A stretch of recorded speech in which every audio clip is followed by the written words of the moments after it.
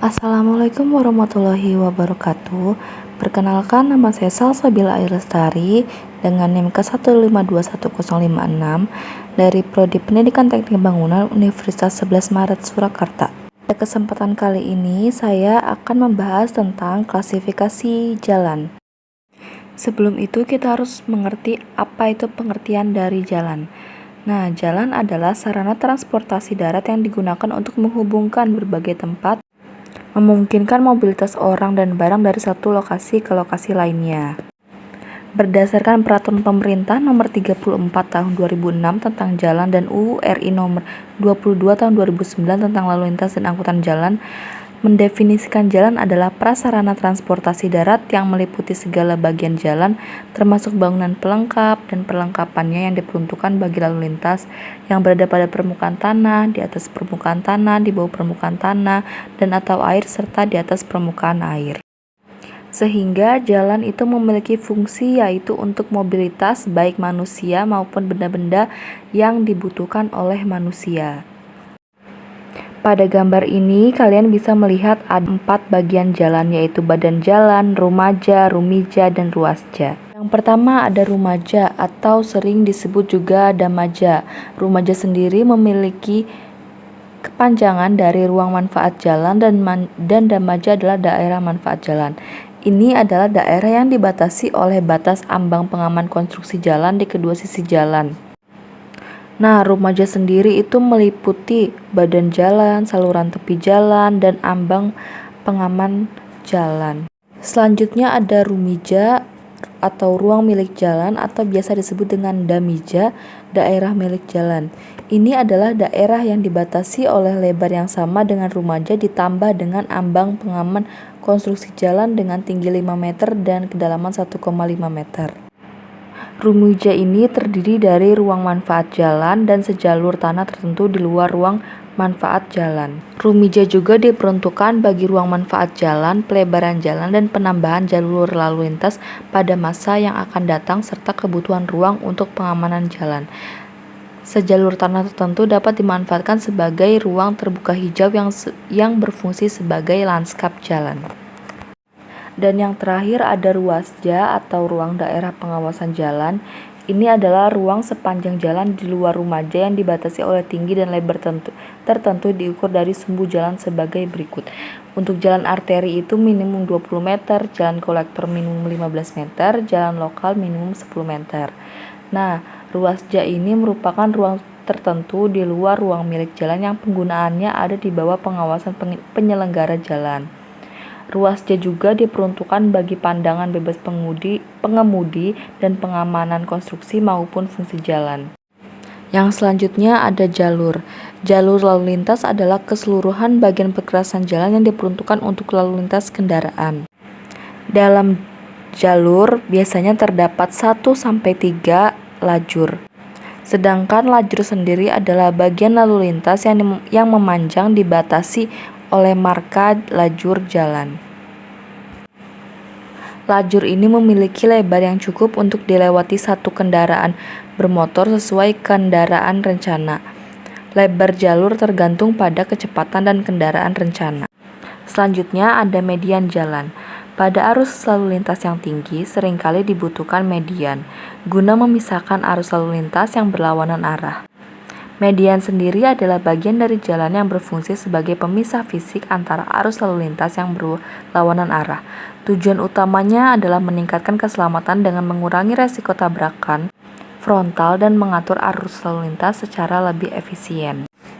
Median jalan juga memiliki fungsi sebagai daerah netral yang cukup lebar di mana pengemudi masih dapat mengontrol kendaraannya pada saat-saat darurat, serta menyediakan jarak yang cukup untuk membatasi atau mengurangi kesilauan terhadap lampu besar dari kendaraan yang berlawanan arah. Median jalan juga dapat menambah rasa kelegaan, kenyamanan, dan keindahan bagi setiap pengemudi, serta mengamankan kebebasan samping dari masing-masing arah lalu lintas. Yang selanjutnya ada bahu jalan. Bahu jalan adalah bagian tepi jalan yang terletak berdampingan dengan jalur lalu lintas utama.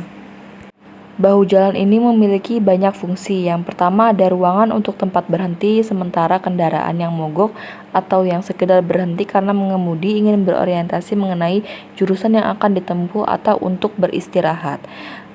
Nah, bahu jalan juga memiliki fungsi untuk menghindarkan diri dari saat-saat darurat sehingga dapat mencegah terjadinya kecelakaan, serta memberikan kelegaan pada pengemudi. Dengan demikian dapat meningkatkan kapasitas jalan yang bersangkutan.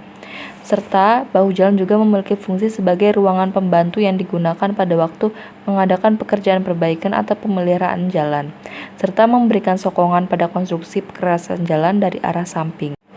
Bahu jalan juga bisa sebagai lintasan kendaraan-kendaraan patroli, ambulans yang sangat dibutuhkan pada keadaan darurat seperti terjadinya kecelakaan. Bagian jalan selanjutnya ini adalah trotoar, yaitu jalur khusus yang disediakan untuk pejalan kaki. Trotoar biasanya terletak di tepi jalan dan memiliki ketinggian yang lebih tinggi daripada permukaan jalan. Dengan adanya trotoar, pejalan kaki dapat memiliki ruang khusus yang terpisah dari kendaraan bermotor, sehingga mengurangi resiko kecelakaan.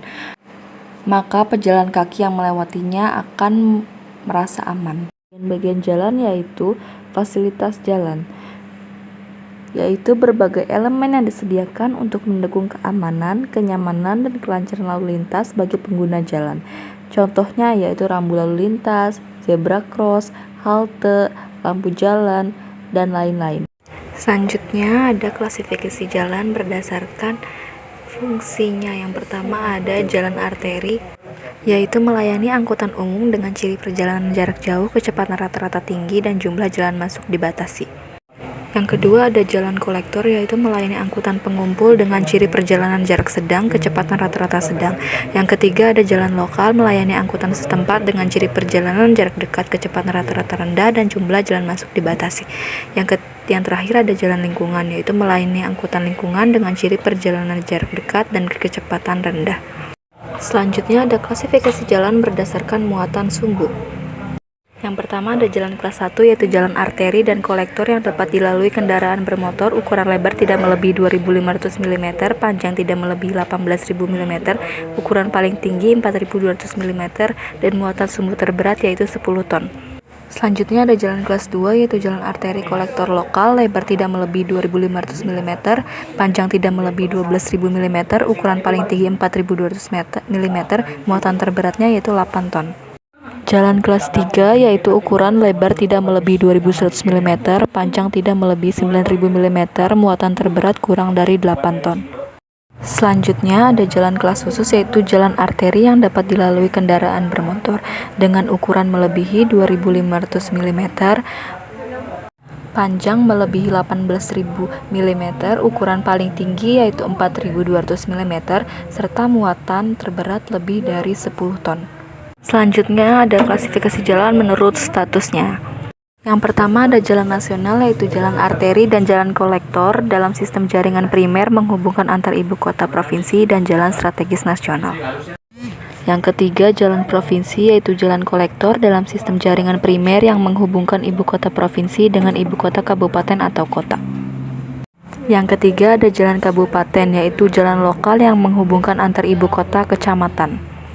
Selanjutnya ada jalan kota, yaitu sistem jaringan jalan sekunder menghubungkan antar pusat pelayanan kota dan pemukiman dalam kota.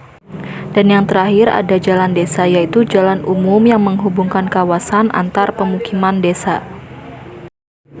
Itu tadi adalah beberapa klasifikasi jalan. Yang pertama ada klasifikasi jalan sesuai dengan fungsinya, yaitu ada jalan arteri, jalan kolektor, jalan lokal. Selanjutnya ada klasifikasi jalan berdasarkan muatan sumbu, yaitu terdiri dari jalan kelas 1, jalan kelas 2, jalan kelas 3, dan jalan kelas khusus. Dan yang terakhir ada klasifikasi jalan menurut statusnya, yaitu jalan nasional, jalan provinsi, jalan kabupaten, jalan kota, dan jalan desa.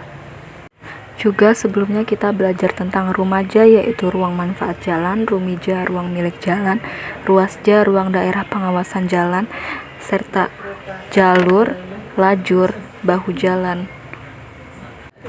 median jalan, juga trotoar, serta fasilitas jalan yang terdiri dari zebra cross, jembatan penyeberangan, jalan trotoar, cermin di sudut, dan halte serta rambu-rambu jalan.